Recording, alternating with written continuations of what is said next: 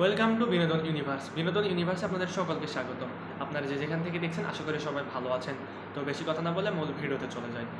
আমি ভালোবাসা দিয়ে রাজত্ব পেয়েছি বললেন শাকিব খান। বিস্তারিত জানিয়ে দিব। বিশ্বজুড়ে রাজত্ব করেছে শাকিব খানের তুফান সিনেমাটি মুক্তির পর থেকে আলোড়ন সৃষ্টি করেছে। শাকিব খান দাবি করেছেন এটি 100 কোটির ক্লাবে যাবে, বাঙালিদের বড় উপহার এই সিনেমা। দেশ মাতিয়ে শুক্রবার 5 জুলাই ভারতের প্রেক্ষাগৃহে মুক্তি পেয়েছে তুফান। জানা গেছে সেখানকার 45টির বেশি সিনেমা হলে চলছে ব্লকবাস্টার হিটের ছবি। সিনেমাটি প্রচারে মেলা বসেছিল তারকাদের। কলকাতার বড় বড় তারকারা ভিড় জমিয়েছিল বাংলার সুপারস্টারের ছবি দেখতে। ভারতীয় সংবাদ মাধ্যমকে শাকিব খান বলেন, শুরুর দিকে সব রকম কাজ করা হতো, তার মধ্যে কিছু ভালো কাজ হতো, কিন্তু অ্যাভারেজে চলে যেত। আবার ইন্ডাস্ট্রির স্বার্থে অনেক কাজ করেছি আমি, অনেক অনুরোধ করতেন তার সিনেমাটি করতেই হবে, সমস্যায় পড়েছেন। আবার হল বাসাতেও অনেক সিনেমা করতে হয়েছে, তবে মানুষের ভালোবাসা পেয়েছি ঢের। তবে গুণগত মানের সিনেমা বেছে নেওয়াই ভালো।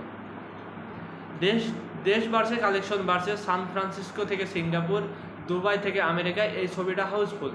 আমরা সত্যি বাংলা ছবিকে অনেক দূরে নিয়ে যাব। তিনি আরও বলেন, সিনেমা হলে গিয়ে বেশি বেশি ছবি দেখতে হবে।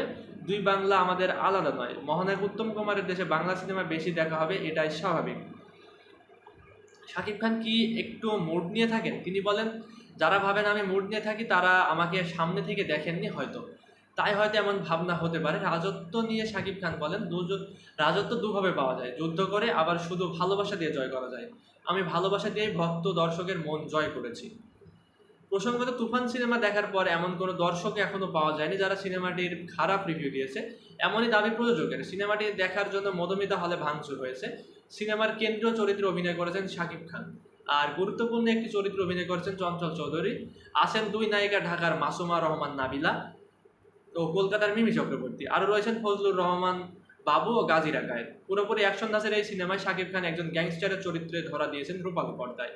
আজকের ভিডিওটি এই পর্যন্তই। পরবর্তী ভিডিও না আসা পর্যন্ত বিনোদন ইউনিভার্সের সঙ্গেই থাকুন। ভালো থাকুন, সুস্থ থাকুন, টেক কেয়ার, আল্লাহ হাফেজ।